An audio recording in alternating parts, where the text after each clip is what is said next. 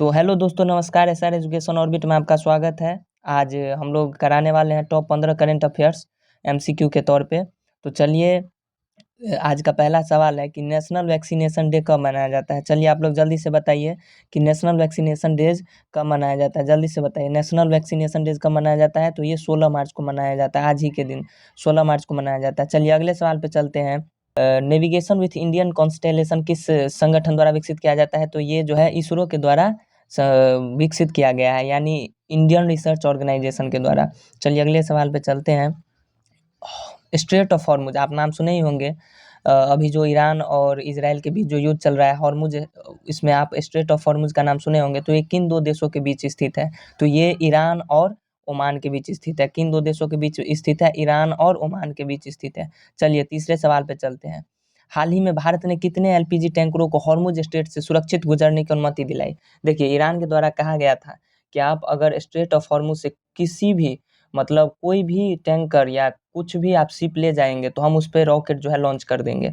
तो इसी बीच भारत ने जो है 2 एलपीजी टैंकर को बात करते हुए लाई थी, बात करके ईरान से। चलिए अगले सवाल पे चलते हैं कि पैरा एथलेटिक्स ग्रैंड प्रिक्स 2026 कहाँ आयोजित हुआ था।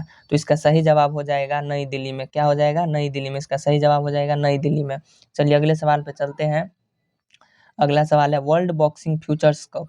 वर्ल्ड बॉक्सिंग फ्यूचर्स कप 2026 में गोल्ड मेडल किसने जीता।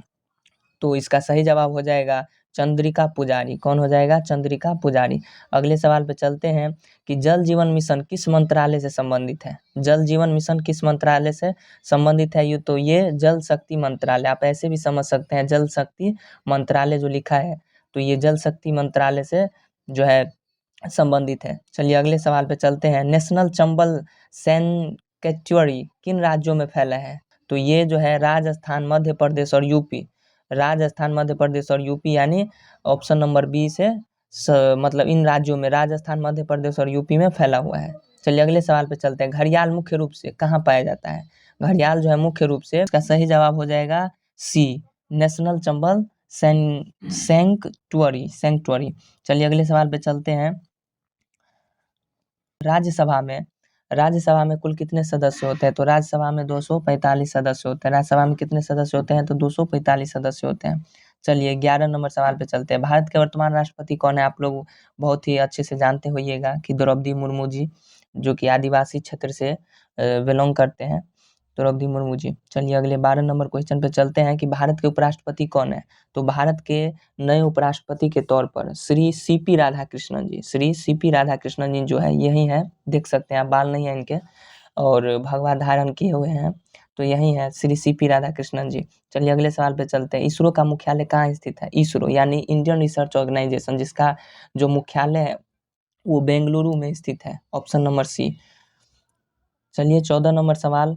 चलिए, गंगा रिवर डॉल्फिन को भारत का राष्ट्रीय जलीय जीव कब घोषित किया गया था। तो इसे 2009 में जो है राष्ट्रीय जलीय जीव के तौर पर घोषित किया गया था।